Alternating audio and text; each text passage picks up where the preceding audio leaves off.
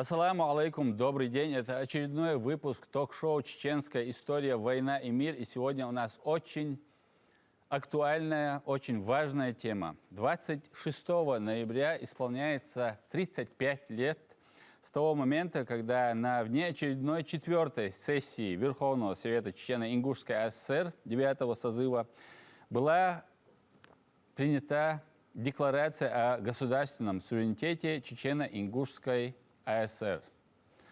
И сегодня говорить об этом мы будем с людьми, которые находились внутри всех этих важнейших политических процессов, происходивших в нашей республике.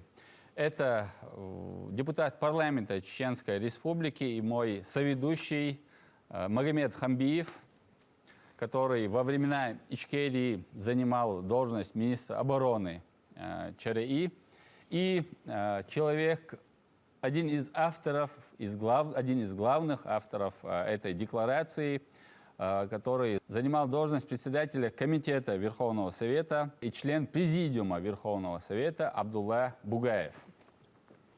Шумаш Дуагил. Абдул, все началось вот в эти годы. Это 89-й, 90-й год. Начать хотелось бы с этого момента, что вот 26 апреля 90-го года, получается, президент СССР Горбачев подписал закон о разграничении полномочий между СССР и субъектами Федерации. И в этот же день Верховный Совет СССР принял постановление о порядке введения его в действие. Что означал этот документ, Абдул, что предшествовало принятию декларации о государственном суверенитете и к чему вы хотели прийти вот в результате принятия этого документа? В чем были ваши цели? Ну, если говорить о контексте историческом, то, наверное, надо напомнить, что в марте 1985 года генеральным секретарем ЦК КПСС стал Михаил Сергеевич Горбачев, и он уже на апрельском пленуме ЦК КПСС заявил о том, что страна берет курс на перестройку. Причем было подчеркнуто на демократизацию советского общества, или, говоря иначе, обновление советского общества по всем направлениям, во всех сферах. И в 1989 году весной были избраны народные депутаты СССР. Если в то время высшим органом государственной власти в Советском Союзе считался Верховный Совет СССР, то вот начиная с 1989 года, после избрания народных депутатов СССР, высшим органом государственной власти был съезд народных депутатов СССР. Кстати, вот именно съезд народных депутатов СССР начал определять вектор стратегического развития государства, причем во всех сферах, в экономике, в политике, во взаимоотношениях граждан и так далее. По всем, скажем, параметрам национально-государственного устройства. Кстати, на съездах народных депутатов СССР были приняты фундаментальные законы, которые отменяли целый пакет законов, ограничивающих права не только граждан СССР, но и народов СССР. Вот эти акты, принятые в период правления сталинского тоталитарного режима, они были признаны незаконными и не подлежащими исполнению. Кстати, вот эти пакеты документов, принятые Народным съездом СССР, стали как бы предтечей тех законов, которые в 90-м году принял Верховный Совет Российской Федерации, скажем, закон о реабилитации репрессированных народов, который был принят 26 апреля 1991 года. Дальше в решениях съездов народных депутатов СССР предусматривалась коренная трансформация национально-государственного устройства СССР. Расширялись права не только союзных республик, которые до этого носили такой формальный характер, но и значительно расширялись права автономных образований, в первую очередь автономных республик. Чтобы в целях экономии времени, я несколько забегая вперед скажу, что при определении будущего Союза Советских Социалистических Республик было принято решение, во всяком случае, в кулуарах руководства страны это решение было принято, а уже в 90-е годы это решение было обнародовано. Какое именно я имею в виду? Что такие республики, как Татарская АССР, я буду называть так, как эти национальные государственные образования назывались в то время в соответствии с действующей Конституцией. Татарская АССР, повторяется, Башкирская АССР, Якутская АССР и Чечено-Ингушская АССР,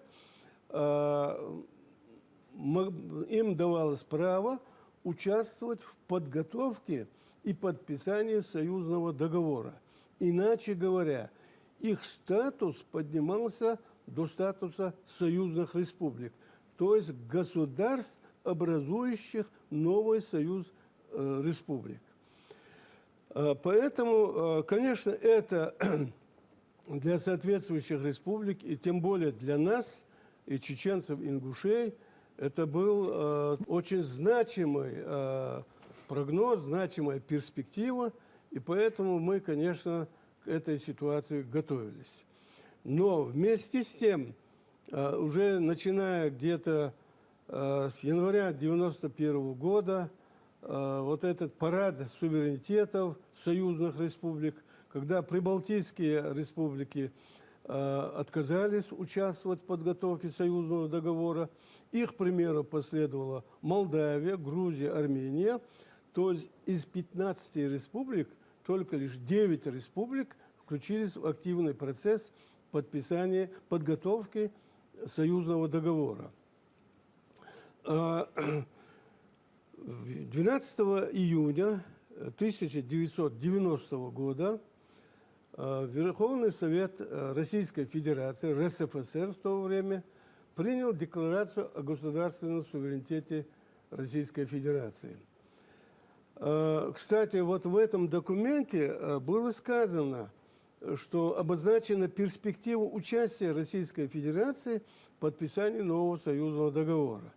Я почему акцентирую на этом нюансе внимание? Потому что некоторые наши политологи, ученые говорят, что вот Российская Федерация положила начало развалу Советского Союза и самой стимулировала такие самостийные тенденции автономных республик. Нет, я должен сказать, что в Декларации о государственном суверенитете Российской Федерации, я повторяюсь, было сказано, что Российская Федерация будет участвовать и в подготовке, и в подписании союзного договора.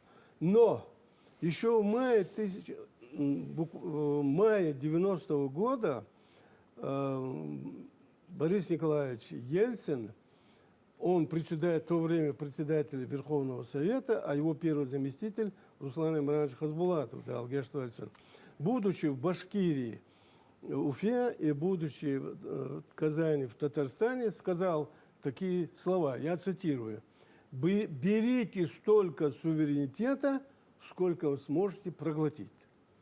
И, конечно, в республиках этот тезис, он был подхвачен, и в том числе был подхвачен в нашей республике, активизировалось общественное движение, активизировалось. Что они требовали? Они требовали принять декларацию о государственном суверенитете нашей республики. Несколько забегая вперед скажу, что вот политологи, те же ученые торопятся обвинить Чечено-Ингушетию в том, что наша республика одной из первых приняла декларацию о государственном суверенитете. В составе Российской Федерации было 20 автономных республик. Из этого числа наша республика приняла декларацию 12-й, то есть никак не первой. В 90-м году, в марте-апреле 90-го года, состоялись выборы народных депутатов РСФСР и Чечено-Ингушской АССР. И вот на сессии в апреле 90-го года председателем Верховного Совета был избран Завгаев Доку Гапурович, он же первый секретарь Чечено-Ингушского обкома партии. В Верховный Совет народными депутатами РСФСР были избраны Руслан Имранович Хасбулатов, в то время заведующий кафедрой Плехановской академии, Аслаханов Асланбек Ахмедович, Арсанов Ахмед и многие другие авторитетные люди чеченской, ингушской и русской национальности, представители многонациональной нашей республики. Тех, кого я назвал, к сожалению, уже нет, но они поднялись на вершину российского политического Олимпа, и это было признанием роли чеченцев и ингушей в строительстве и укреплении не только российского, но и союзного государства. Вот я сказал, общественное движение. Я вот это вступление сейчас завершу. В нашей республике, начиная с 1988 года, активно действовала общественная организация «Народный фронт Чечено-Ингушской ССР», который возглавлял Хожахмед Бисултанов, Далгеш Дуальцун. Потом была создана организация тоже Союз содействия перестройки, возглавлял Лечи Сальгу, Далгеш Дуальцун. Были казачьи формирования. В 1989 году их стало больше, но вот в 90-м году они проявили себя активностью своей, проявили в выборах. Кстати, зеленое движение, первое общественное движение в нашей республике было зеленое движение. Рамзан Гайтемиров, Руслан Эсбулатов, они создали это движение в 1988 году. И их требование прекратить строительство Гудермесского биохимического завода. Это движение на начальном этапе не носило такой политической окраски, но потом они тоже активно включились в политическую жизнь. Так вот, учитывая общественное настроение в республике, в августе 1990 года было принято решение на внеочередной сессии осенью рассмотреть вопрос о декларации о государственном суверенитете Чечено-Ингушской республики. И была назначена дата 25-26 ноября. Почему я вот эти детали привожу? Потому что если прочитать материалы, связанные вот с этими событиями, вы правильно сказали, исполняется 35 лет. Но представьте себе, как быстро время пролетело, 35 лет, и столько событий произошло в нашей республике. Так вот, политологи, те, кто занимается анализом вот этих политических событий, пытаются убедить широкую читательскую аудиторию в том, что вот организаторы съезда чеченского, который начал работать 23 ноября и закончил 24 ноября, 2 дня работал, и сессия Верховного Совета, на котором рассматривались проекты декларации, 25-26, то получилось одно событие прямо привязано к другому. Ничего подобного. По регламенту Верховного Совета решение о проведении сессии должно было быть обнародовано и опубликовано в печати за 2 месяца до самого события. И поэтому мы в августе уже приняли решение на сессии Верховного Совета и в прессе опубликовали о том, что 25 числа открывается неочередная сессия Верховного Совета. А вот организаторы съезда, они подстроились под эту дату. Абдул, важный момент. Несколько общественных организаций, некоторые из которых вы назвали, они организуют вот этот общенациональный съезд чеченского народа, ОКЧН, на котором, да, вот буквально за день даже, можно сказать, до неочередной 4-й сессии Верховного Совета принимается документ об этом суверенитете. Но они имели для этого какие-то законные основания, помимо того, что у них отсутствовала публикация о том, что вот через 2 месяца будет этот съезд проведен. Общественные организации имели какое-то право собирать людей, причем называть это общенациональным съездом, это, мягко говоря, очень натянуто. Да. Сколько там людей присутствовало? Там присутствовало, по тем данным, которые мы тогда имели, 1800 человек. Это съезд проходил в здании цирка. Ну, в их числе были в том числе и депутаты Верховного Совета, да? Да, там были... Я расскажу, как вообще... Просто законные основания, что вот они приняли, и что эта республика, она должна была, основываясь на этом, как-то Вот, принять этот документ. Перед вами, по-моему, повестка вот этой сессии, которая была 25 ноября, да? Вот когда в августе 1990 года утверждали эту повестку, я вот как сегодня помню, Магомед хорошо знал этих ребят, Бочбу, Алгеш Дуэльцен, слово попросил народный депутат Чечено-Ингушской АССР Юсуп Эльмурзаев. Алгеш Дуэльцен, он погиб в результате террористического акта. Он получил звание посмертного Героя России. Был исключительно порядочный человек, был настоящий патриот. Он попросил, после того, как была исчерпана официальная повестка дня, он попросил слова. Это было в августе 90-го года. Ему, как депутату, дали слово, и он заявил, что создана инициативная группа по созыву Чеченского съезда. Конечно, это для многих, во всяком случае, депутатов было совершенно неожиданно.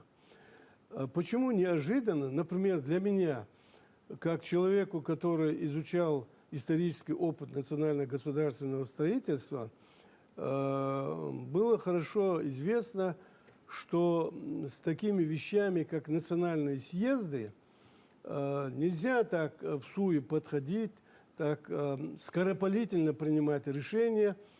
И среди депутатов были люди, которые это прекрасно понимали. Но реакция какая была? Первый вопрос был, а ко времени ли такая постановка? Продумано ли все или нет? Но выступление ЮСПа поддержал Хас Цабаев, да, Алгеш Дуэльцун тоже нету, Лечи Умхаев, да, Алгеш Дуэльцун, Боч Букуш. Они все были народными депутатами. Но вот стало понятно, что мы ступаем на такую скользкую тропинку в политическом плане, я имею в виду. Это было очевидно. Поэтому, ну, съезд, эта инициатива, она исходила из депутатов, от депутатов, и эта инициатива не носила такого предложения, которое необходимо было ставить на голосование.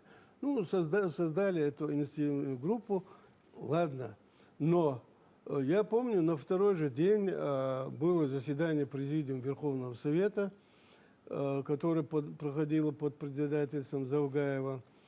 И была высказана такая осторожная мысль, ко времени ли все это, насколько это продумано, сама идея созыва съезда. Ведь смотрите, что произошло, какая была аргументация. Вот, мол, состоялся же ингушский съезд ингушского народа. Он состоялся 10 сентября 1989 года в Доме культуры имени Ленина в Заводском районе.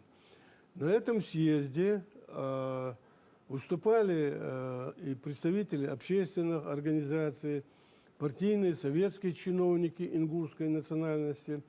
Ребром был поставлен вопрос о необходимости восстановления государственности ингушского народа.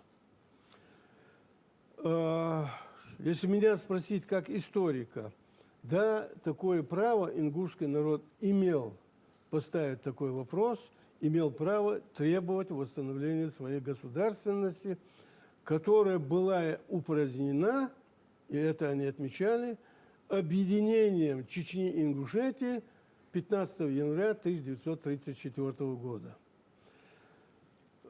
Конечно, и сама эта постановка тоже, она не вписывалась в текущий политический контекст. Почему? Потому что происходили вот эти перестроечные процессы, и они не обрели рамки такого поступательного развития. Смотрите, что произошло. 1 июля 1989 года избрали первым секретарем Чечено-Ингушского обкома партии Завгаева. Июль-август, 10 сентября. Через 2 месяца, 10 дней представители народа, которые являлись равноправными гражданами этой же республики, Чечено-Ингушской республики, государствообразующим, скажем, этой республики, и говорит о том, что Ингушетия желает отделиться, выделиться из состава Чечено-Ингушской АССР и воссоздать свою автономию. Однозначно, вот с политической точки зрения сказать, что это было дальновидно или нет, вряд ли тут будет корректно, но я подчеркиваю, ингушский народ, как и любой другой народ, имел право ставить такой вопрос. Но ко времени ли?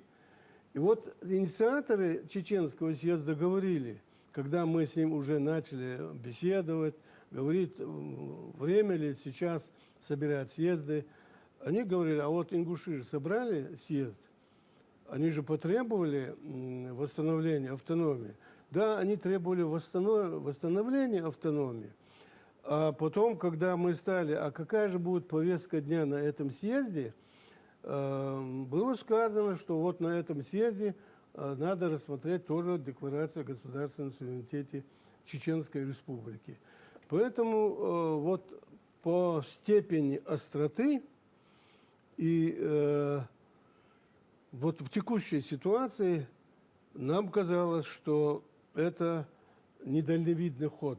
Кстати, в прессе в то время, долгое время утверждали, что вот, мол, Завгаев поддержал, Завгаев поощрил, Завгаев подтолкнул. Нет, это близко не было. Он не мог, как партийный функционер, как лидер республики, идти на такой шаг. Но вот в этой ситуации он оказался в трудном положении. Когда вот в нашей республике узнали о том, что планируется, вот обнародована вот такая идея, она получила поддержку. Вот в этих общественных организациях, и в Народном фронте, и в общественном движении, вот, которое возглавлял Лечи Салигов, кстати, была создана, к тому времени была создана, а может быть даже под это была создана так называемая Войнахская демократическая партия, которую возглавили небезызвестные функционеры партийные Зелимхан Яндербиев, Муса Темишев, Маулади Удилгу и так далее. Да, вот эта вся палитра политической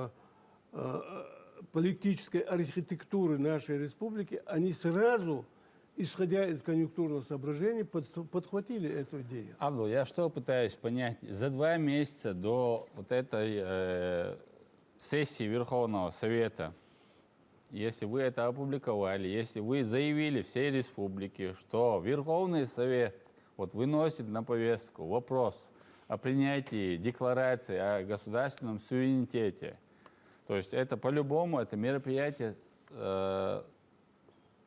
состоится. почему при этом этим общественным организациям нужно было вот заседание вот этого общенационального съезда чеченского народа? Разве ваше заявление, ваша вот эта декларация о суверенитете, она не удовлетворяла потребности народов Чеченской Республики, их чаяния, или же она не соответствовала, а вот то, что приняли на этом съезде, эта декларация, она соответствовала. Вообще, какая разница между этими двумя декларациями, которые были приняты с разницей, ну, буквально один день, 1-2 дня? Вот вполне закономерная постановка вопроса. Здравомыслящий человек обязательно должен над этим подумать. А почему? Ведь народные депутаты были избраны на демократической... Никогда не бывали такие демократические выборы в нашей республике, как в марте-апреле 1990 года. Выборы были на альтернативной основе. За мандаты боролись не только кандидаты от КПСС или, скажем, других партий, но у людей, у избирателей, как сегодня говорят, у электората была возможность выбирать. Вот, допустим, нас трое по одному по округу, у людей была возможность выбирать из нас троих. Так оно и происходило. А по округам были округа, где были по 10, по 15 человек кандидатов в депутаты. И, кстати, вот думая об ответе на ваш вопрос, я пришел к такой мысли. Вот это, я бы сказал, такой политический крах на выборах кандидатов от этих общественных движений, вот понудил или подтолкнул их взять какой-то реванш. И вот когда мы говорим о том, что вот был назначен съезд, а тут же прицепляется, как говорится, съезд по датам, во всяком случае, скорее всего, так оно и было. Не скорее всего, я знаю ситуацию, могу утвердительно говорить, что настрой был взять реванш. Вот во что бы то ни стало, перехватить эту инициативу провозглашения декларации о государственном суверенитете. А что такое государственный суверенитет? Это создание независимого государства.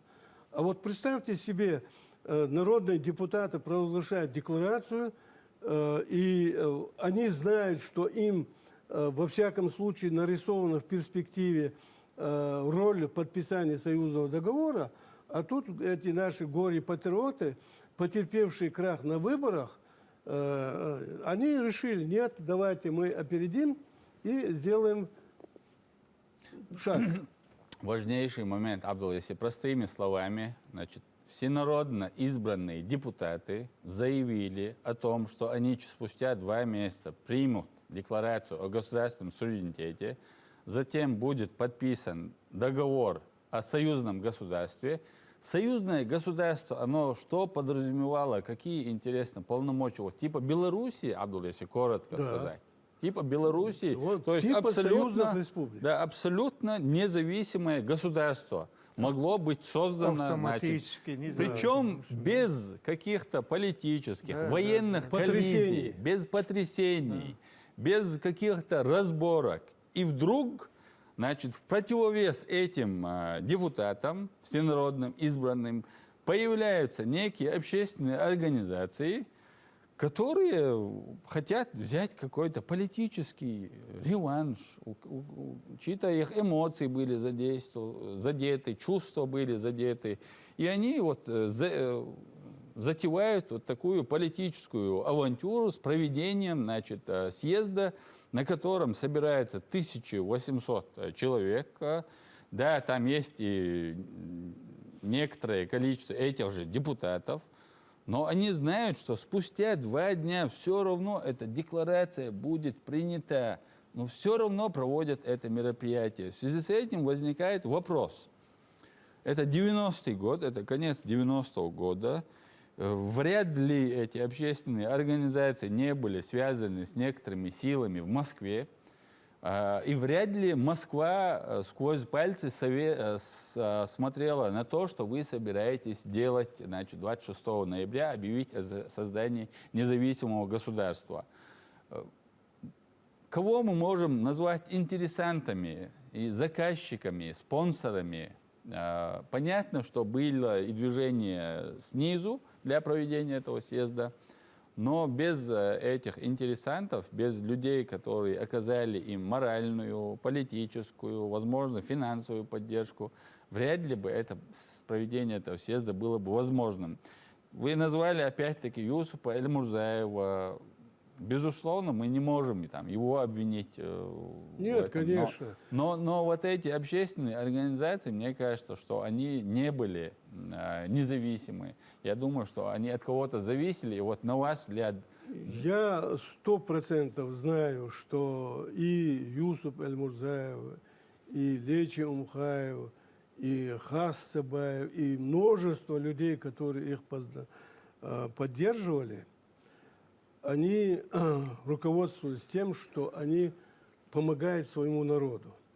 Учитывая наше историческое прошлое и далекое прошлое, стремление наших предков сохранить свой статус свободы и независимости, а мы знаем, что после Кавказской войны Чечня была присоединена к Российской империи. В феврале 1860 года была создана Терская область, и чеченская территория компактного проживания чеченского населения, была разделена на 4 округа и включена вот в эту Терскую область. И в таком формате, с некоторыми изменениями внутреннего деления, территория Чечни находилась до самого установления советской власти. Я не подвергаю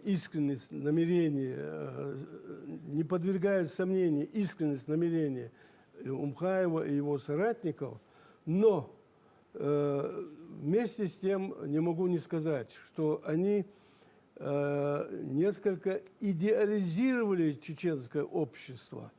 Чеченское общество вот в то рассматриваемое конкретное время, оно не было вот столь подготовлено к восприятию, к осмыслению и выражению общей воли вот в текущей ситуации, таких серьезных вопросов.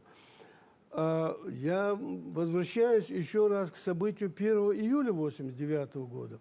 Вот, наверное, вы помните, какое ликование было здесь, в центре города Грозного, когда объявили, что по итогам пленума первым секретарем стал чеченец. Впервые. Да, впервые в истории.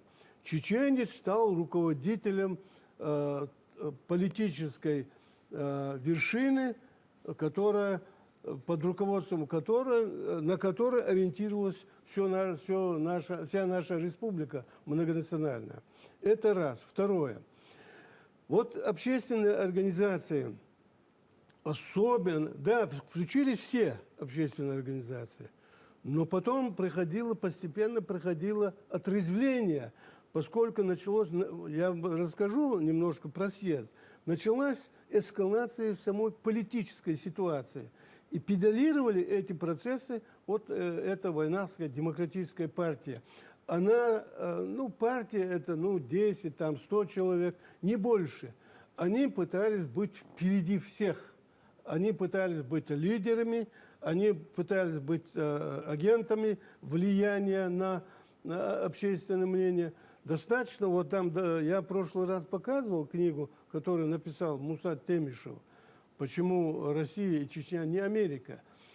Так он описывает, как готовился сценарий нагнетания обстановки, и 100% я с вами согласен, что да, были, как вы выразились, интересанты.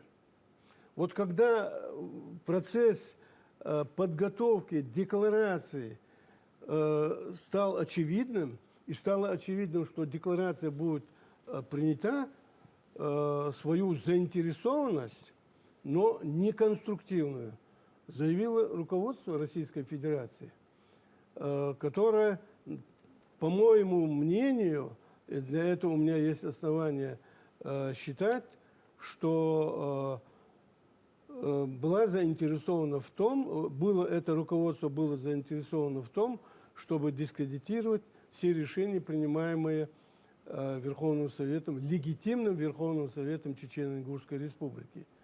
И эта группа, это ельцинская группа, Да, получается. да. Вот, кстати, потом они стали приезжать уже летом 91 года, они уже приезжали в республику, и они как бы координировали вот эти силы, настроенные против Верховного Совета, их деятельность они координировали, направляли. Абдул, тут, конечно, уместно будет вспомнить Джохара Дудаева. Он на этом первом съезде, кстати говоря, присутствовал, который Да. был. И Яндербио, и Удугов, они и Темишев, уж бери. Да, да. То есть, Шуню бери уж. Бардек, они... Zo'n disturdo. Hens niet deputaat خلق وخارج أحمد بخار. حلقة بالناخ patriot شنس خاي ودال جشتوت عن برشي. إشت أتوقع شو سؤولة نخمداتي شو دوزان دوش أتخين أوتوريتيت يورش نخلق شو عيدا سيل نخلق شو هنت إدعوش أشياء شو دحر إديكلاراتي قيقينر شودو النزاوي سونيتيت يز Союзный республик почалкы қайыз. полноценный почалкы қайыз. И қайқиныр шуду дұхыл мадати, үш қайқин майыз. Дерге шу отчанне дадуыл ақшығыл чингиз маалар, саши қоды диссен чайна. И ниц амичер бейлер рас әлін шуна дұхыл бәл ниц. Als je hond doet, ga je niet. Als een kietje bespoort, doet het. Niet raam, niet is het doet het. Ja, het is goed uitje. Net ja, kiet is dat mat doet aan als er kiet wordt. Mat doet aan als er. En schoen joker ili do tjoe berken inach mich niet het berken is. Zijn ja bol niet gewoon schoen moeg zo zien het er ili schoen halg moeg beulen is inach. يتعن قين لقرج نيس وحبالين بوش سوتسقيتش دقة إنت صندوحر هم أتر إنت تقو أردول شخينا تقو تقع أر إنت قان دول أردول تقو أردول شخينا خايو ليش دال جيش دولتون بينا وإنا إتع تقو تنقيت داق إي ديونوس بيرو ديوز إتعيتلو شدو إز وجي باشاق قيقين خاي ديكلاراتي دي سياز دخل شغل يعدو شو دين قامل واي باتشالق دلني يلوريات باتشالق خيريات واي سستا راسي سيوز يقع تانا بوغا بي تان نيتغن بوغا يقش باتشالق الا بي واي ميغردات واي حستن بزود ديات واي لبات يزود ديات بوخشت وقمال ديش خينا سو прямом смысле قيتة جنخت. значит ترى وين بتشاقن دحلو ألا سو إشت قيتة. إي أدم ما هيتا أسوي دادول تشقينا إيلر عبدول إي أدم من سوسنش قيت مو تبل هيت شنو شو يا نيت تغل يا تلويدنا شو دوستو تغل رودي تعتير باشا قولش دوي شو باتريوتش دورش اش دحور دادولي نادورش شو قالهم مداتين سوتغنا بول شون قينت اير ولا هوند اجي سو قيت جولدا значит اسجول алга اش دادولي نقا سونيتيت نيزافيسمست بور شو باتريوتش خلا سو هون تقيت ولا شونا سو توق كماندنت عون دوت نشيت تخلا سو ات ايتا تحت قصو عزو محمد Анис бог, хинса о толерлуш де кударе, ин то депутат. Вы хотите дети ищать. Вы дагденек, вы лук дети ищать. И цадер. Тун ду على مسو شيء لوك دو حدوش در. أخسر تبخبر إديس هو بخبر. Советские истории, большевистские истории, حوصل هر إيش سويت عدل خواتيش большевики إيش بيعش هر دينا هر خلا ميل خلا هم تيرت إرشور جوشو دوش زار إذا قارش ميدوش ديسان دوش حوصل هرش كومونيش بو هو قارتغن سعدو تردو كان تشم بيعك بير بو بوغش هو خملخ سقيش بول ناخبوي 3% أخذتن. هنس وي إقتصاديك حياة شو وي سخنا نفتنا ريسبوبليك يقوى سخنا وي ريسبوبليك تشيشين إنغوشيتيا عشرة 3 مليون خبا إزر سقوش أدم در قزا عشر 3 مليون 1 مليون 275 тысяч населения ورق وي ريسبوبليك عشر تشيشين إنغوشيتيا ثاني يقع بوغ بالر بولش и бог ботуш щебятка эзертек ворк 220 тысяч безработных. Хуна вон масанга и бог лёж до Шабашки. Аринш, шабашки да белхи. Нах мелч о кахигер. И цаду шолга кузаха ёл партийное руководство и завгая вал кузаха ёл руководство хушдук цара до нефтяной промышленности. Белгоя собаки тур, Белгоя даца иецер, и цац далун шюр. Даца цабизм خلق قول بالبر. Цабизм совет عدل цабизм قول دل. И совет عدل يوخيت دوخو لوش دقو أدم دل. شو مدوي أتي قرسيح دورش. تودو شو مدو؟ نهارش فقط احوشت تان اش سويت عدل تان اساس ايدوت بچوختر دختر اسم هيك однозначно. Цар Бог хорошо اسم قيتو اس يخوت حالا دعدولنا رينج يندر بيو مثلا أتي أخل ودوغو شتين دحر تخيل وات واتر ولي تخيل ما واتر الدين يغط إحد تبع كل شيء شهر توب قوالر خرج حاجات أخ اسم يغط أحمد سكويسو إيش ميشر بول بوغي أسا إيش ميشر ميشر بول تان إيش ميشر بول موسى أسا شوت ستولات ولا إيهم شيء إنيشيتيف كرالة تتخو إدعدها الناس ميشر بال أصناخن إيش ميشر حبول شو بفتون تسخيل شو نزويسمست شو نزويسمست بوغ بفتون تسخيل بوغ يسا سوتي ووغ شو سمعوا حجلت أخ هنس سياسي يو декларации суть идеакча, когда уже было принято решение провести сессию неочередную, рассмотреть декларации о государственном суверенитете, активную работу, как я уже говорил, развернули вот эти общественные движения. Они четко обозначили свою стратегию, определились с датой проведения съезда. Никто не имел права их заставлять в такой-то день провести, такой-то день не провести. Это были общественные движения. Демократ, бубош, вот демократические же процессы происходили. Вот я сказал 1800 человек. Я уверен, что 70-80% делегатов не были избраны. Не были они избраны, они были назначены. Они были назначены. И вот съезд проходил, начал работу 23 ноября 90-го года в здании цирка. Там присутствовали практически весь депутатский корпус присутствовал, там присутствовал Завгаев, там присутствовал Беков, руководитель республики. И работа съезда шла вполне конструктивно и нормально. Была утверждена повестка.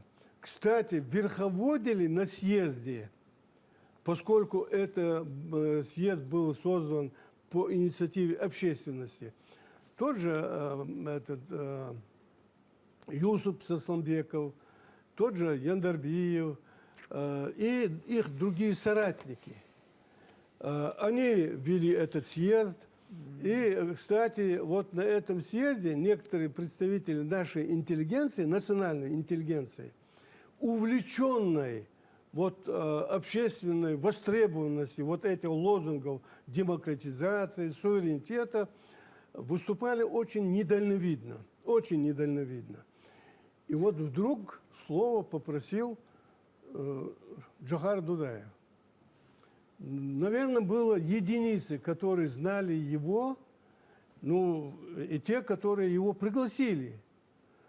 Он присутствовал там в качестве приглашенного, и он произнес очень недальновидную речь, я бы сказал, провокационную. Он произнес речь. Он заявил о том, что мы должны подписать мирный договор с Россией, что вот мы 400 лет в состоянии войны с Россией, что Советский Союз, Россия должны поделиться арсеналами ракетного оружия, алмазным фондом и так далее и тому подобное. Хасхиета дал, популистские выступления. Абсолютно И в зал, обстановка в зале накалилась, особенно вот маргиналы начали овации, свист, ликование. А потом он сказал, если Россия или Советский Союз посмеет силы оружия усмирить нам, ногти усмирить, то мы ляжем под танки, мы завоюем свою свободу и суверенитет. И произошел перелом, совершенно неуправляемый перелом. И, кстати, шла же трансляция, на телевидении шла, люди это видели, люди разъехались, рассказали. Ну, представьте себе, впервые, я, например, впервые видел живого чеченца-генерала дальней стратегической авиации, очень представительный человек, но и такая речь произнесенная. Был, да, и, кстати, на этом съезде был предложен проект декларации. Если ты позволишь, я прочитаю вот эту книгу.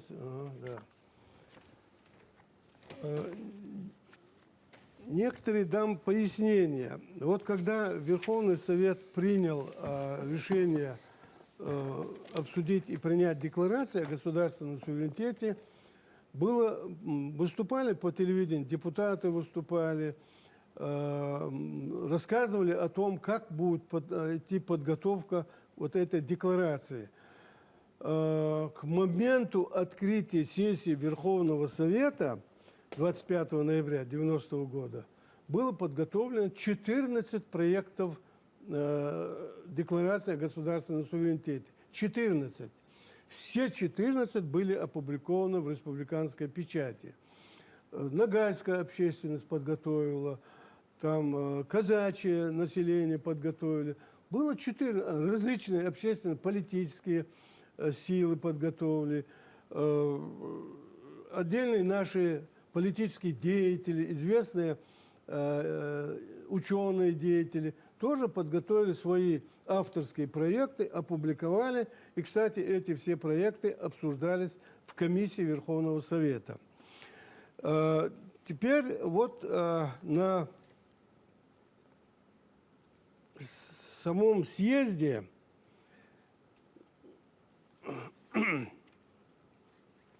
была принята декларация. Вот у меня сборник материалов общественно-политического движения «Даймах». Называется «В поисках пути Чечня 1990-1996 год». Этот сборник издан в 1993 году тиражом 5000 экземпляров. И вот здесь опубликована, на 44-й странице, опубликована декларация принятое на съезде. Вот я прочитаю постановление. Ну, преамбулу не буду читать. Съезд, исходя из вышеизложенного, Общий национальный съезд чеченского народа постановляет. Вот эта преамбула – это краткая характеристика исторического развития чеченского народа. Постановляет, пункт 1. Изъявляя волю чеченского народа, Общий национальный съезд считает необходимым провозглашение государственного суверенитета Чеченской республики Нохчичо, установив при этом, что носителями суверенитета в чеченском государстве являются все его граждане, независимо от национальной принадлежности, составляющей народ Чеченской республики Нохчичо.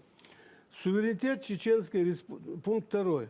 Суверенитет Чеченской республики Нохчичо будет распределяться на всю территорию современной Чечено-Ингушской АССР за исключением земель бывшей Ингушской автономной области в границах 1934 года. Ну, это такая ремарка в связи с тем, что уже был съезд ингушского народа. Пункт 4. Исключительной собственностью народа Чеченской республики Нохчичо объявить землю, природное богатство, воздушное пространство, промышленные, сельскохозяйственные предприятия всех уровней. Следует остановить приватизацию во всех ведущих отраслях производства до начала функционирования чеченского суверенного государства. И обратите внимание на пункт 5. Он очень важный. Вот, кстати, игнорируя этот пункт, некоторые политологи строят свои такие спекулятивные версии толкования вот этого постановления съезда. Итак, читая пункт 5. Предложить Верховному Совету Чечено-Ингушской АССР рассмотреть решение Общенационального съезда о провозглашении государственного суверенитета Чеченской Республики. Предложить Верховному Совету, как высшему органу государственной власти. Да. И, кстати, если вы видели материалы, связанные вот с этим съездом, то выступил Лечи Умхаев, и он как раз-таки довел до сведения участников сессии Верховного Совета вот все постановления съезда чеченского народа. Я вам прочитал ключевые моменты вот этого документа, принятого на съезде. А вот смотрите, да, съезд закончил свою работу, он сформировал исполком ОКЧН, Исполнительный комитет Общенационального конгресса чеченского народа. Председателем исполкома был избран Лечи Умхаев. Его заместителем был избран Зелимхан Яндербиев. Это тоже очень важные моменты. Почему? Потому что буквально в ближайшее время произойдут очень серьезные изменения в руководстве этого комитета. Я потом расскажу. Но я хочу вернуть вас вот Декларация о государственном суверенитете Чечено-Ингушской республики. По итогам выборов, которые, как я говорил, были в марте-апреле 90-го года, Верховный Совет Чечено-Ингушской АССР были избраны 175 депутатов. Вот на сессии Верховного Совета, которая открылась 25 ноября, то есть буквально на следующий день после съезда, участвовали 141 депутатов, то есть кворум был. Это очень важно, и вы сейчас поймете. Основным докладчиком по декларации был вот ваш покорный слуга, я выступал. Я доложил депутатскому корпусу о том, что к нам на рассмотрение в комиссию поступили 14 проектов. На основании этих проектов мы подготовили такой свой проект. Есть решение съезда чеченского народа, и я представил вот этот проект подготовленной комиссией Верховного Совета на рассмотрение депутатского корпуса. Изначально этот документ, он состоял из 17 пунктов. Окончательный вариант – это 19 пунктов. Но я не буду все пункты читать, а вот я зачитал ключевой, основной пункт постановления Общенационального съезда. И обратите внимание, чем отличается, вот как раз отвечая на ваши вопросы, какая была разница? И вы увидите, что никакой принципиальной разницы не было, что документ, принятый депутатами, он был очень взвешенный, он был очень фундаментальный, затрагивал все аспекты и очень четко были сформулированы с учетом текущей реальной ситуации. Союзный парад суверенитетов, перспективу, что Чечено-Ингушская республика может стать суверенной, мы ни с кем не связывали себя. Мы, я имею в виду депутаты. Вот смотрите, я зачитаю преамбулу, она маленькая. Верховный Совет Чечено-Ингушской республики, выражая волю народа Чечено-Ингушетии, сознавая историческую ответственность за судьбу чеченского и ингушского народов и их национальной государственности, уважая права и интересы представителей всех национальностей, проживающих в Чечено-Ингушетии, в целях создания условий для полноценного политического, экономического, социального и культурного развития народа, торжественно провозглашает государственный суверенитет Чечено-Ингушской республики на всей ее территории и заявляет о решимости создать демократическое правовое государство. Что еще надо было? Причем в той декларации даже самого провозглашения даже нет, получается, в Нет, этом конечно. Я общенациональном съезде. вам прочитал пятый пункт. Там провозглашения нету. Да. Значит, это единственная и самая первая декларация, которую нам сейчас Абдул важный пункт зачитал. Абдул, все-таки резюмируя этот момент, получается, что в 90-м году Горбачев провозглашает возможность создания союзных государств. Первый момент. В том же году всенародно избранные депутаты, законно избранные депутаты заявляют о том, что через 2 месяца, в ноябре 1990 года, они собираются принять декларацию о государственном суверенитете. Затем подписать союзный договор, то есть создать полноценное независимое государство, без конфликтов, без противодействия со стороны военных, армии, без каких-либо воинственных заявлений, которые могут вызвать какой-то эмоциональный всплеск среди народа, который действительно, да, это народ, который подвергся ссылке, провел 13 лет там в Сибири, в степях Казахстана, затем чувствовал на себе несправедливость каких-то государственных органах при устройстве на работу и так далее, и так далее, и так далее. Были раны на теле чеченского народа. Однако, если с трезвой, холодной головой ознакомиться с документами, с этой декларацией, с фактами, которые есть в книгах, в принятых документах, в том числе в книгах, которые были изданы теми же общественными организациями, которые противостояли этому Верховному Совету, мы понимаем, что была реальная возможность создать это союзное государство, сохранить наследие этого Советского Союза, сохранить заводы, фабрики, весь потенциал, причем и сохранить какие-то связи научные, политические, экономические, связи с другими субъектами в дальнейшем федерации, то есть сохранить экономику.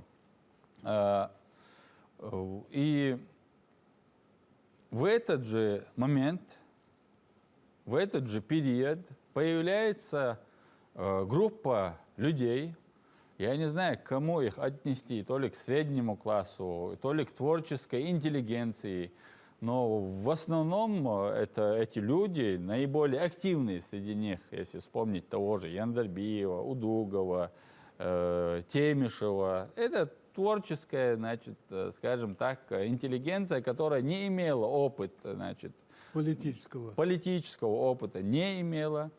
Они, используя популистские механизмы, то есть говоря то, что понравится народу, но народу, который в тот момент испытывает, вот если взять отдельного человека, он может быть в состоянии эмоционального подъема и в этом состоянии принимать неправильные решения. И если бы им до конца объяснили бы, не делая воинственных заявлений, как, например, здесь, когда Дудаев заявляет, нам нужен суверенитет, и за него мы должны быть готовы заплатить дорогую цену. Нам говорят, что Россия пошлет на нас танки, пусть, но под танки можно лечь.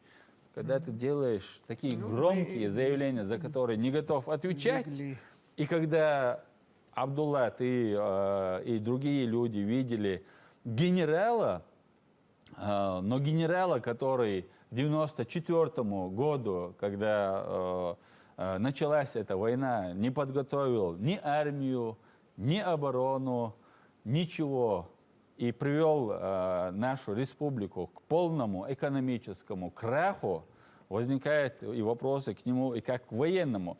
Я что хочу сказать. Возникла группа, которая противодействовала Верховному Совету, которые были все шансы добиться создания независимого союзного государства с сохранением экономических связей, но без сохранения каких-то идеологем Советского Союза. То есть мы могли сохранить свою религию, обычаи, традиции и экономику в том числе. Но другая группа заявила о том, что нужно достичь этих же целей, но другими методами, вступая в конфликты, делая воинственные заявления и тем самым играя на руку тем силам в Кремле, которые на тот момент находились, которым это было очень выгодно, потому что были конфликты, грузино-абхазский конфликт, где чеченцев можно было использовать. Был раздел огромного наследия Советского Союза, которое там разбазаривалось, раскупалось, прихватывалось, значит, прихватизировалось. И под шумок о чеченских бандитах, о чеченских авизо, о злых чеченцах, о какой-то разборке, которая у нас на территории происходит. Все это, значит, как раз-таки все и прихватизировалось, решались очень многие задачи. И эта группа, которая противодействовала Верховному Совету, часть из них намеренно, часть, руководствуясь, возможно, и благими намерениями, они позволили использовать нас в качестве разменной монеты. Но хорошо, вы берете на себя ответственность, вы взяли власть. В 1991 году, можно сказать, что они взяли власть, значит, в сентябре 1991 года, но тогда они должны были отвечать за свои заявления, сделанные годом ранее. Они должны были сохранить экономику, сохранить какие-то горизонтальные политические связи с субъектами этого государства, чтобы в дальнейшем это как-то использовать. Они должны были привести народ к единству. Они должны были подготовить какие-то правовые основания для того, чтобы сюда не вторглись, значит, войска. Ничего, ни один из этих пунктов не был сделан. К 1993 году я читаю газеты, случаи голодных обмороков в школах. Есть, значит, архивные видеозаписи, как протестуют. Учителя без зарплат, да, медсестры, врачи говорят о том, что им не выдают зарплату, разбазариваются какие-то целые заводы, переходят к военизированным группировкам. Эти военизированные группировки уже в конечном итоге выступают против самого Джохара Дудаева. Те, кого он выпустил из тюрем, выступают против Джохара Дудаева. Дудаев продолжает проводить военные парады и делать воинственные заявления.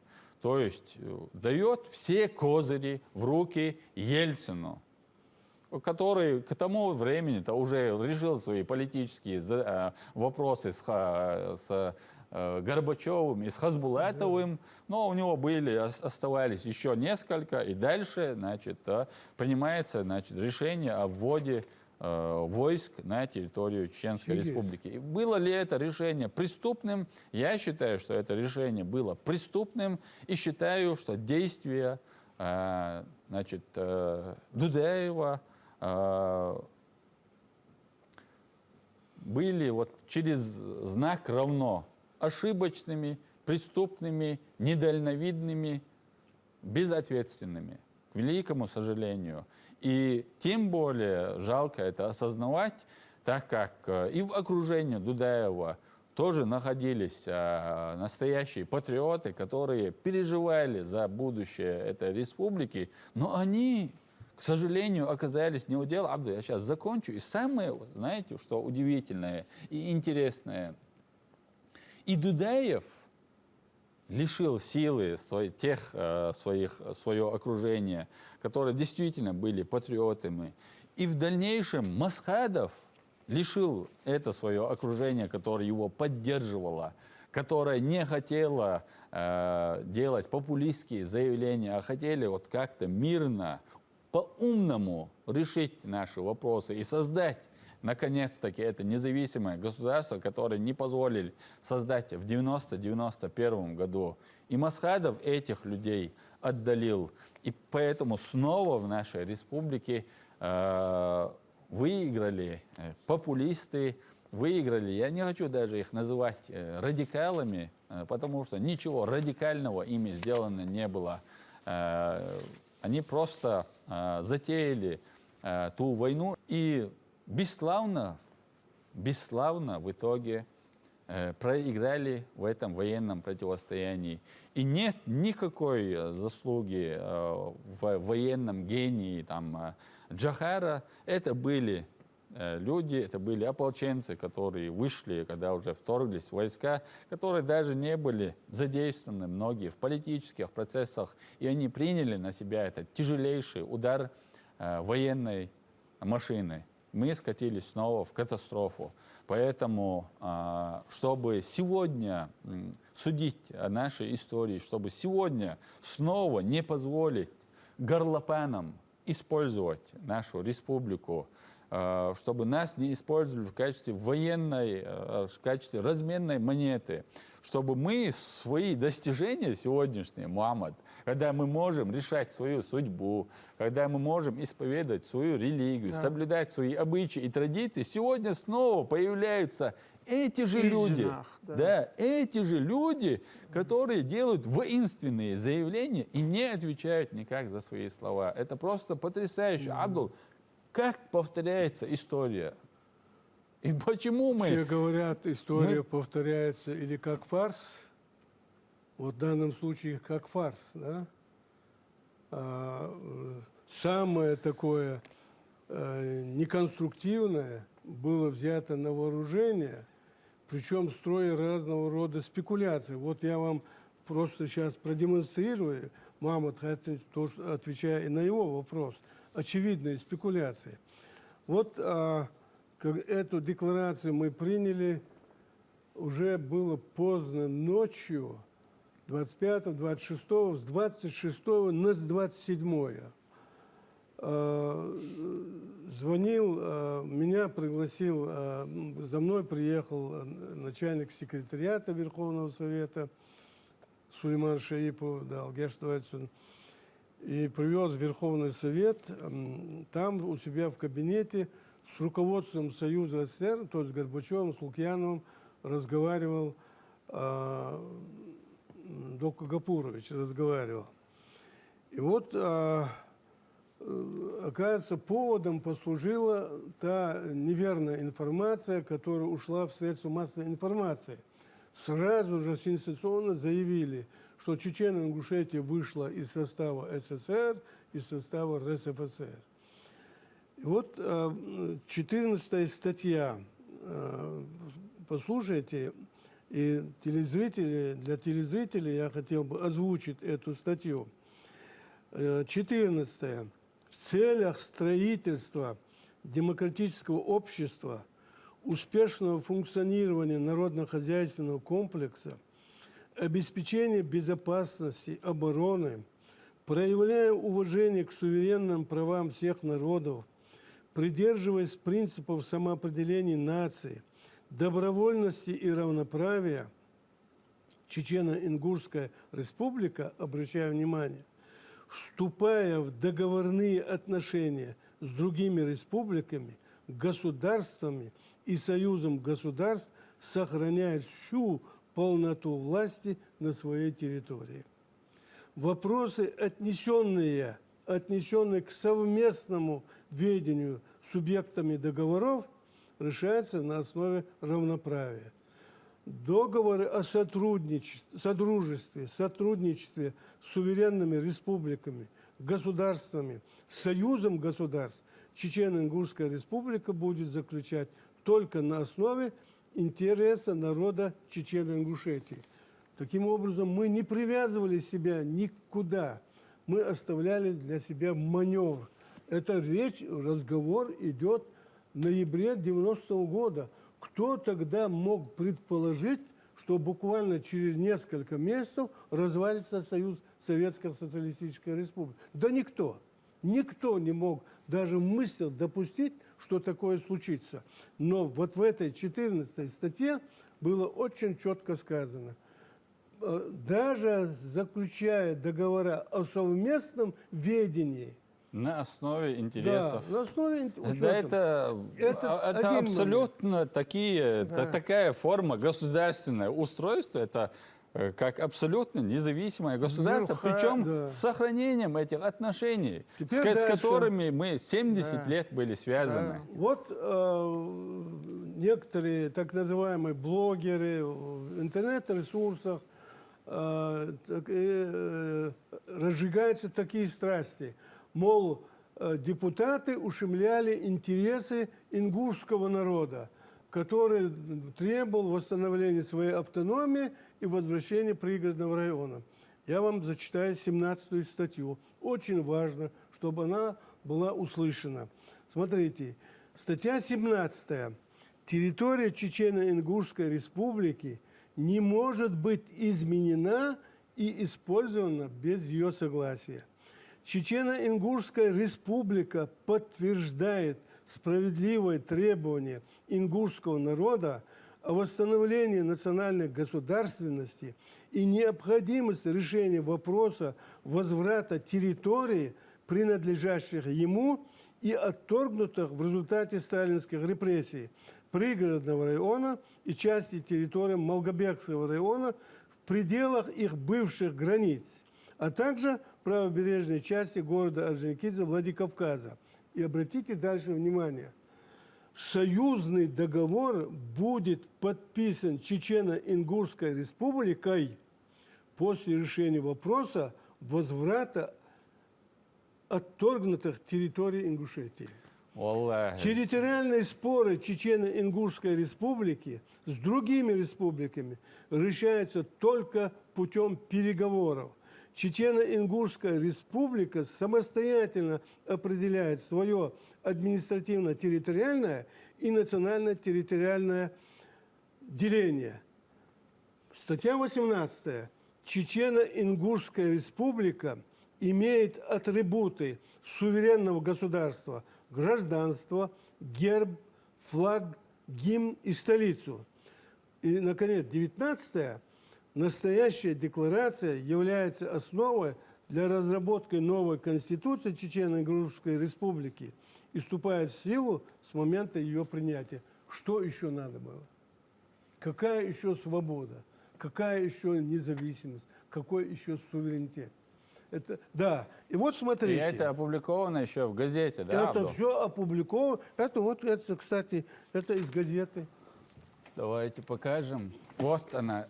Это часть газеты. Декларация о государственном суверенитете Чечено-Ингушской республики. Она опубликована 27 ноября В газете «Голос Чечен-Ингушетии». в главной газете Чеченской Республики на тот момент. 27 ноября 1990 года. Ичкерии, ни ичкерийцев, ни самого этого слова вообще там близко не стояло. И речь идет о Чечено-Ингушской Чечено-Ингушской Да, республике. Чечено-Ингушской. И для наших братьев ингушей вы можете себе представить, что республика Предъявил ультиматум союзному центру. чеченский народ, который пережил множество потрясений в своей истории, когда у нее появился шанс вот, обрести вот эту независимость, они одним из главных пунктов указали, что Ингушетии должны вернуть пригородный район, и указали это в ультимативной форме, заявив, что если это не будет сделано, Но союзный договор не да, будет подписан. то они не подпишут союзный договор. Это исторический, просто огромный братский шаг, который был Чингис, сделан обрати чеченцами. внимание, что это еще раз в ноябре 90-го года. Да. Далеко до августа 91-го Это еще сохраняется Советский Союз. Это государство, это огромная машина, военная машина, Комитет государственной безопасности, другие спецслужбы. Это нужно помнить. Это всегда нужно помнить. Чингис, я говорил, мама, что работали в работе сессии, принимали участие 141 депутат. Чеченцы, ингуши, русские, евреи, грузин, дагестанцы, представители практически всех народов, проживавших на территории нашей республики. За этот документ проголосовали из 141 депутата 140 за, один воздержался.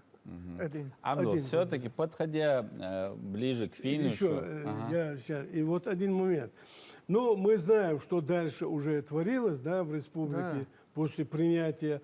Четко была дана установка: дискредитировать Верховный Совет, отправить в отставку Завгаева, и все. Все было им позволено. Дальше мы с вами говорили о драматической ситуации, которая развивалась. Ну, каков был итог вот этой вакханалии, скажем, которая развернулась осенью 90-го года в нашей республике? Вы знаете, что 6 сентября 91 года Верховный Совет насильственно был свергнут. И вот 26 октября 91 года имитировали проведение так называемых выборов президента, которые, кстати, буквально на второй день Верховный Совет принял постановление о признании их незаконными. И вот смотрите, вот указ президента Чеченской Республики о государственном суверенитете Чеченской Республики. Этот указ Дудаев издал 1 ноября 1991 года. И обратите внимание, каждое слово. Руководствуясь декларацией о государственном суверенитете республики, здесь не написано ни Чеченская республика, ни Чеченская республика Нохчичо, и волеизъявлением граждан Чеченской республики, выраженным прямыми и всеобщими выборами, тут не указано, какими выборами. Но если он имеет выборы 27-го, они были фальсифицированные выборы. И дальше он пишет: объявить о государственном суверенитете Чеченской Республики с 1 ноября 1991 года. Президент Чеченской Республики Дудаев. Вот вам, пожалуйста, спекуляция. Один человек объявляет государственный суверенитет. Один человек, который даже избрание на пост президента, которого дискредитировано, его приход к власти дискредитирован. То есть вместо того, чтобы оставить полноценный, абсолютно полноценный документ, декларацию о государственном суверенитете, которая принята людьми, которые избраны в результате всенародного голосования, есть вот этот документ, где всего 19 положений. 19 статей, да. 19 статей. который принят кворумом, 141 человек приняли. Вот такой вот небольшой документик, приказ, Один человек. да, принят одним человеком. И Все перечеркнул он. все. И открыл дорогу вот тому, что уже произошло. Имеющий глаза да увидит, и имеющий уши да услышит. Пожалуйста, у меня такой небольшой призыв, Абдул, все-таки, и к политологам, которых вы называли, блогерам, к людям, которые интересуются историей, к людям, которые считают себя достаточно интеллектуально развитыми для того, чтобы в социальных сетях комментировать эти вопросы. Я считаю, что сегодня не нужно слишком уж много времени, чтобы разобраться в этих перипетиях нашей истории. Эти документы есть в открытом доступе. В конце концов, Абдул, я думаю, что ты выделишь какое-то время, если они какой-то группой соберутся, ты им объяснишь. Да ради Есть Бога. наши выпуски этого ток-шоу, где мы просто по буквам объясняем, что происходило, как это происходило, по какой причине это происходило и кто использовал это происходящее в своих интересах и чем это обернулось для чеченского народа. И мы делаем это не для того, чтобы кого-то обвинить, тем более их процентов 95 этих людей уже нет в живых. Нам нет вообще никакого интереса это делать. Мы это делаем, потому что до сих пор находятся люди, близнецы тех людей, которые нас привели к этим печальным событиям. У них такие же политические, значит, позиции, политические установки, и они также не являются независимыми. Их мнение не независимо, и их используют в своих интересах, и мы это неоднократно доказывали. И у меня вопрос к Мухаммаду, который там свою жизнь посвятил также, Абдул, достижению этой независимости, с оружием в руках воевал, командовал вооруженными людьми, командовал армией, находился на острие, значит, всей этой военной борьбы, потом после окончания войны противоборства с этими военизированными группировками. Ну, мы не можем усомниться в том, что Мухаммад очень хотел эту независимость, да, Абдул? Вряд ли мы можем в этом усомниться. Человек к этому шел всю свою жизнь, там, рисковал своей жизнью и жизнями всех своих родственников, своей семьи, чем угодно.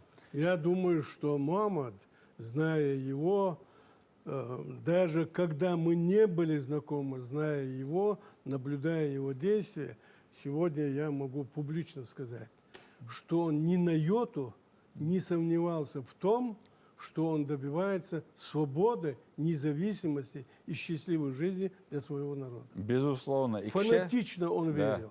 И, кстати, те же ребята, о которых мы с вами говорили, Лечи Умхаев, Юсуп Эль-Мурзаев, Хас Сабаев, да их много, очень много. И много среди тех, кто погиб даже в первую военную кампанию. Они фанатично верили, что они делают, они защищают законные интересы своего народа. Абдул, и что интересно, Лечи Имхаев и другие люди, которых вы назвали, в итоге они, эта же власть, они оказались не у дел. Их же не конечно. пустили. Их же не Они пустили. их потихонечку отвели. Их дальше уже вы не услышите. Шундел нигде. мабо ас уштрон мастхи гилла юқи Шо, керти мостри, бирк царя. ибо اسم عجائن أسحق دحر دلدل خاطر إدرقة هوني تأخذ وينا تحدوق ولايوش تحنوخشي قوم إنتريش زشيشات سونيتات إي وينك أحسن نوع دول هلا أتصل جو وين يقع يقع والله إني ميجر بالهلا Мухаммад. Hela jo boor hins idaieren gaan dedi Soviet Edeldosh dienstdek wen gaak Atsarat sfeer hins propagandisch bar is imusa war temishovse e udugo war Sara Duits dek goeder hajul moogder hajul moogilier Mel singat mkhilian, mel qizil khilier. Boş idisar. Aq boy tağın marşo yakın, tank şkala değişin marşo yakın. золотые, верблюжье молоко из золотых краников был. Правильно. Дейтин дагдок, Дагдок. ах, вон дейтин дагдок, цац должнах, вой аслыш, и кем еще это последнего, был. И да. сан был нах бой, и сан был нах. И сан был нах, и габеш. Он хуйболш, сидолш, яхюлш, халк, кигина, халк бирк, халк байтырк. Achtuchen hins in bloggers qeetjena qamirs doge dia pacha qees pacha aska bols it's bisenchar tsar ja hond sagiet der mel nano mel doqnano belgi mel yerchka teje tschit إيمن تير بيحك ha إيمن تير بيحك tsar du tschtishat shen itya kigi naqitin politik huyu politiki gherch boch bolnach tkhunum مخت دوغش يحدو تخمخ خلق بغيرش بو ولا حلاقة جرز دو حلبولي إيش ليال تربل خوك أنت مبو عبدو قيت شيء واجد момент زغنيتي واحوشنا شا الشيدا خريعت طوان بير بولشا نخ باتوشا إسان بول نخ تام بيتين محمد تعاون على إتوام دينوش четвертый шарабельш дюн да где-то до 2004 год от ичерюка самый духинс нохчиш юкара количество твам беш было нахбат именно твам беш будет у нас уж мелхерьевое количество ну прям максимум ялш نو أوجر أو дух гулбельш хена أوجر أو قول بل أوجر يقطع أوبراتي هنج تخ إيمن تملوخ зависит ديشتلهم دوين سودباين نرجعتها إشكيري تخ تخانسقي تقول قلدي دوش بقلا بولت إملوي 800 человек. Деда Буса, Дуал Юер, Штомберс. Да, 800 человек по республике. По республике 800 человек. Эзер сахулиш. Эзер ватер. Бадерг али. от окаче эня собрать один 1800 эх даже в итоге أنا جحسن دعو مصو متى يرتش خولة تا ليش بول نخبو إيش بقر بقول والجماعة إتياحما ريكلاميستر شيء إذا شيء بيل بالليش بول نخدو قبر نو تأملوي أتن يبول حالات بول بيش بولش تأملوي ألشي أقدر تكون إيش ما تستقو أو كاجدي شو سبيسكوتين وعيلشان 800 تقور.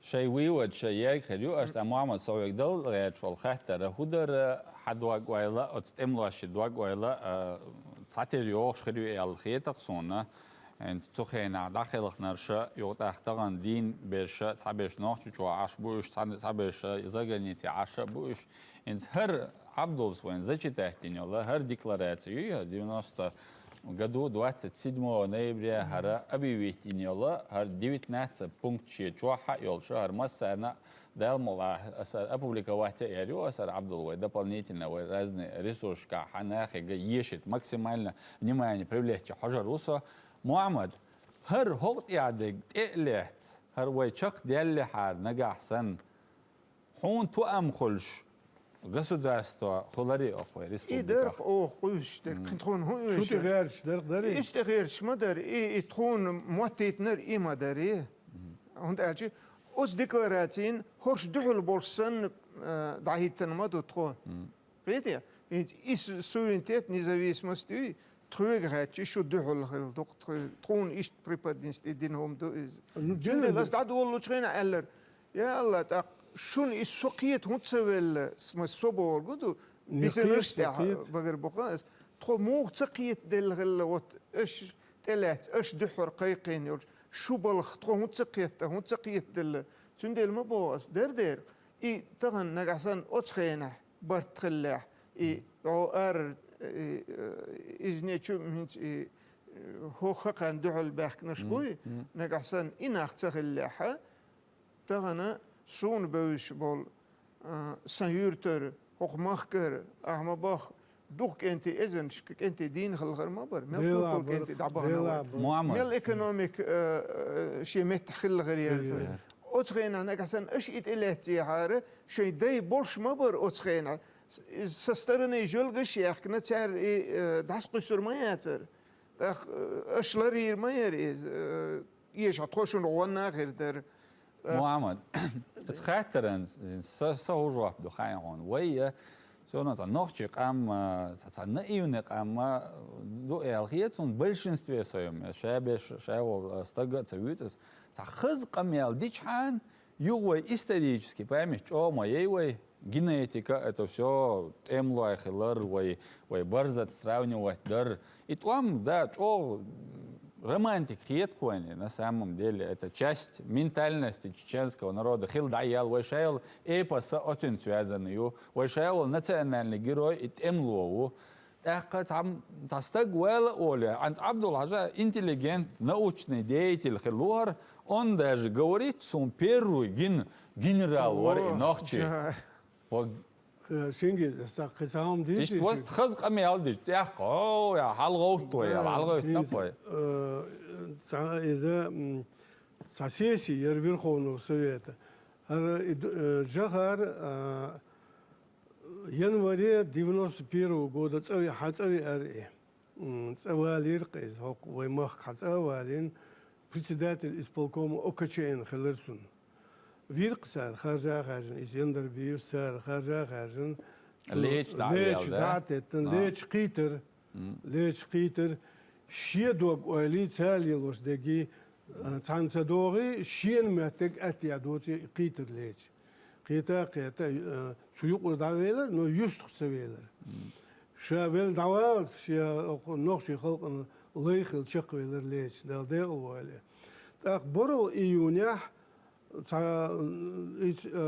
Гулбина, делегат, съезд продолжает работу, Элла, Боролж июня 91 года, он из-за هر عادل وين غير شيجر يموق حبل وخشبات هوش حبل دبول دقع بات البرتكراتش.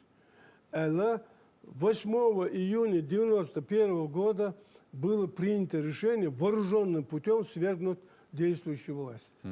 Так, возникает вопрос, а где же были спецслужбы? Как это так? Действующая Конституция СССР, РСФСР, какая-то группа принимает решение силовым путем свергнуть легитимную власть. Итак, когда вот такое безразличное отношение увидели, тогда появились и наши нуворыши местные. Ведь в Грозном был самый современный нефтеперерабатывающий комплекс, который был способен в год перерабатывать 20 миллионов тонн нефти. Мне могут сказать, а ведь в это время республика не добывала 20 миллионов тонн нефти. Да, не добывала, добывала около, чуть более 5 миллионов тонн нефти, или около 5 миллионов тонн нефти. Причем самой качественной в мире нефти. Но зато в город Грозный, на промышленные, на нефтеперерабатывающие пункты, заводы, а их было сколько в республике, шли нефтепроводы с Западной Сибири, с других мест нефти сюда. Здесь мы видели... Мама, ты просто представить, как бы мы могли жить это... Мы после войны видели, сколько откопали этих нефтепроводов, да? Так вот, спекулировали на чем? Вот они это прихватизируют. Мы приняли целые пакеты документов, которые соответствовали новому курсу экономического развития. И нас обвиняли, что вот хотят прихватить, вот что только не делали, что только не клеили. Клеили ярлыки. Я поэтому вначале вам сказал, у них было право лгать, врать, извиняюсь за выражение. У нас такого права не было. Мы должны были говорить только правду. И вот на одной сессии Верховного Совета Джахар Дудаев просит слова. Идет выступление Завгаева. Он встает и говорит, я прошу слова для выступления. Завгаев остановился и в очень уважительной форме ему говорит, Джахар говорит, у нас существует регламент всем приглашенным предоставить слово после выступлений депутатов. И мы вам эту возможность дадим. Он сел. Это, по-моему, в мае было. На улице было тепло, окна были открыты. Он сел, потом вдруг встал и говорит: или вы мне не дадите слова, или я покидаю этот зал. Тогда Завгаев, председатель Верховного Совета, он говорит: в таком случае мы вам слова не дадим. И он демонстративно выходит из зала. Это дом политпросвещения был, вот где недавно, до недавнего времени там налоговая служба была. Он выходит из этого зала, хлопнув дверью. Причем очень громко хлопнув, демонстративно он покинул этот зал. Ну, я поздно ночью узнал, где он живет. Сказал мне Лема Усманов, был такой молодой депутат у нас, он давно живет в Америке. Он меня сопроводил к нему домой. Вот старая промысла, где он на улице Шекспира, где я жил. Я прохожу, там моя студентка. Я даже тогда и не задавался вопросом. А это Дудаева Шумисат, наша студентка. И ее отец говорит: о, Абдулла, как хорошо, что ты пришел. Ну, потом я понял, что это одна семья.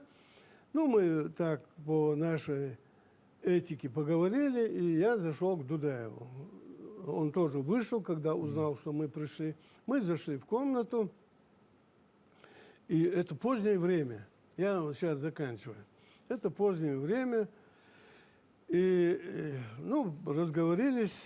Я ему говорю: Жагар, говорю, ты знаешь, я пришел сюда потому что меня очень, ну, я воспринял вот этот твой демарш, говорю, как оскорбительный, говорю. Он не приличествует чеченскому джигиту, мужчине, тем более генералу. Он говорит: и что ты предлагаешь?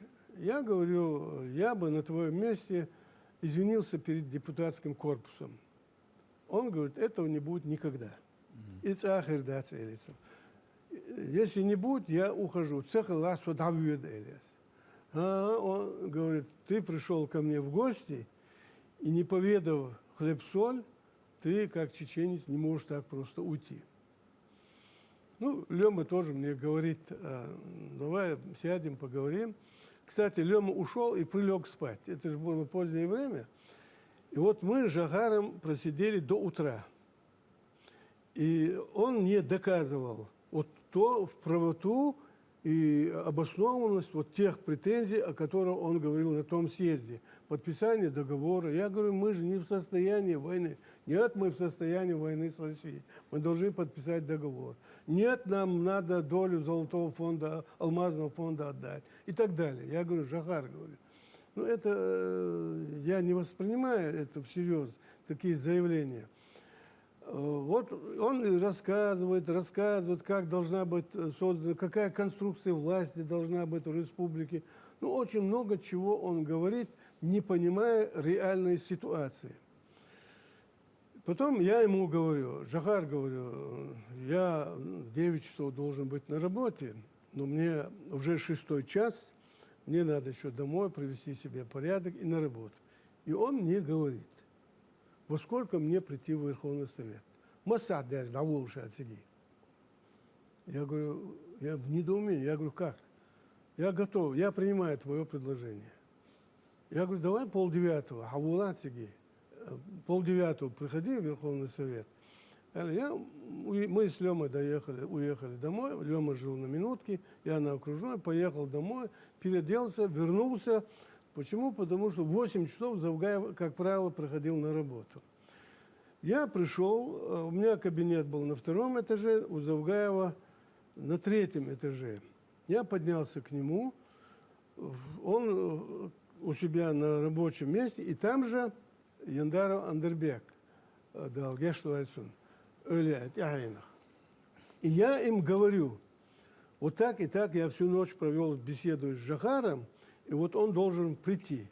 Ну, надо ли было, не надо ли было. Пока мы обсуждали, заглядывает помощница Завгаева и говорит: Абдулла Махмудович, говорит, у вас в кабинете Жагар Дудаев.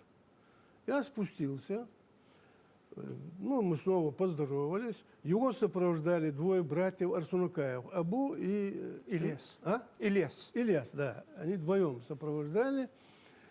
Мы с Захаром поднялись к Завгаеву. Я Андербеку говорю, может быть, оставим их вдвоем, тет-а-тет. И Завгаев, и Дудаев в один голос сказали, нет, вот давайте в этом составе переговорим. И сразу, что делать есть тагу, Захар говорит, док, Андербек, шинкинт ирдол, и щегадалага, щебяк был садэлэршин. Помните, я сказал, было тепло, были открыты окна. Там был сквозняк, но прихлопнулась дверь. Но в любом случае создалось впечатление, что это сделал я. Поэтому я ни себя не снимаю, я приношу свои извинения. Вот так, из Важа Юха и Захар Дудаев говорит, вот вы трое, Андербек Яндаров был секретарем обкома партии, народным депутатом, Завгаев председатель Верховного Совета, я председатель комитета, член президиума Верховного Совета. Он говорит, что надо в республике провести выборы президента. И кто-то из вас должен быть президентом. А я, говорит, буду вашим помощником на любом участке, на котором вы укажете. В общем, разговор длился, и он снова начал говорить о мирном договоре, о алмазных фондах и так далее. И Завгаев говорит, Захар говорит, вот ты военный, профессионал военный. Если мы с тобой будем спорить по военным проблемам, мы выглядим очень нелепо. Если будем спорить там с Андербеком, он доктор философских наук, профессор, мы будем выглядеть тоже не совсем выгодном положении. И так он разъяснил логически ему, и он говорит, вот если бы мы все вместе, как вот пальцы одной руки, объединились в один кулак, взялись бы за решение проблем, которых масса в этой республике, он говорит, Завгаев говорит, был бы успех. А вот это все, вот эти митинги, это все, он говорит, ни к чему хорошему не приведет. И мы договорились, что дальше будем сотрудничать. И он, когда подошел на выход к двери, я его как раз сопровождал, Докка говорит ему, Завгаев, Захар говорит, когда мне сказали, что ты вернулся, уволился из рядов вооруженных сил СССР, я к тебе направил человека и сказал, поезжайте к Захару, узнайте, как у него с жильем, какие у него проблемы домашнего, хозяйственного, бытового характера, куда бы он хотел пойти на работу. И вот Захар говорит, Докка говорит, этот человек ко мне приходил, и он назвал его по имени и по фамилии. Я помню, и он его назвал. И я сказал, низкий поклон, спасибо Завгаеву, но сегодня я не принял окончательного решения, где мне быть, пока у меня проблем нет. А вот Завгаев говорит, этот человек не вернулся ко мне и не сказал, что беседа была, что ты сказал. С Богом худу. Войнах буй, войнам дик амбу, войнах дик нахбу. Но среди нас есть люди, которые дик буах, халхич, нахбук войнука. Тагна войхам пусурса, до таган квалдел, до хан, оккул, галнш, ярдж, хазбел, армах, дахваш. Так ищут, как говорится, вот эту волосинку, вот хуан бюричу, алюх шхук был нах.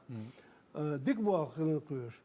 Цундейла, цухейна, о, хар партакрач. Сомичу партакрач. Сом ват сандина, я партийный, я советский орган, балбина ват, мосуген, университет абалгаву, сосанлеш, духумабар. Духбар, ака, кузул, бог, до хил замии, сюлхалванши, сун сатарлардари. Сутеп ялгшайжош, хорш баршуна, хар коммунист баршун, хар партакрач баршун, хар атеист баршун бо, и нах карзах дах, войхал халыклирк. Ди гырқы. Ди гырк? Ди. Муасқиқл, Бақ бүйғыр.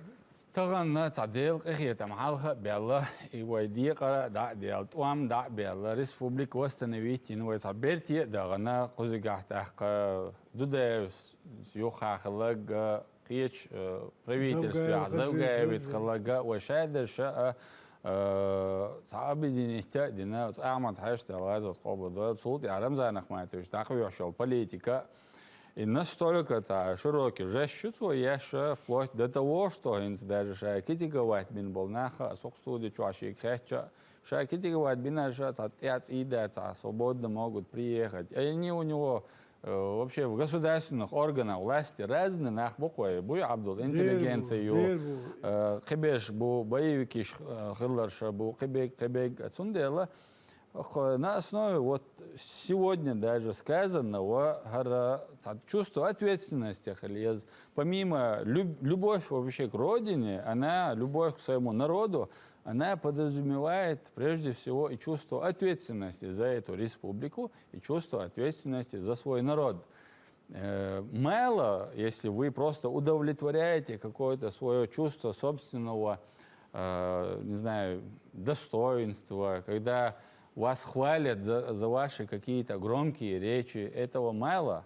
Надо отвечать за свои слова. И сегодняшние и власти республики, и население республики — это люди, которые отвечают и за свои слова, и за будущее этой республики и этого народа, в отличие от тех третьих сил, которых используют сегодня против нас. И, пользуясь случаем, я анонсирую выход в эфире ЧГТРК «Грозный» специального репортажа, документального фильма о том, как европейские спецслужбы используют атеистов из среды чеченоговорящих беженцев против чеченского народа со всеми доказательствами, в том числе с аудиозаписями и некоторыми другими аргументами и фактами, которые показывают прямую связь Ахмеда Закаева с этими атеистическими группировками.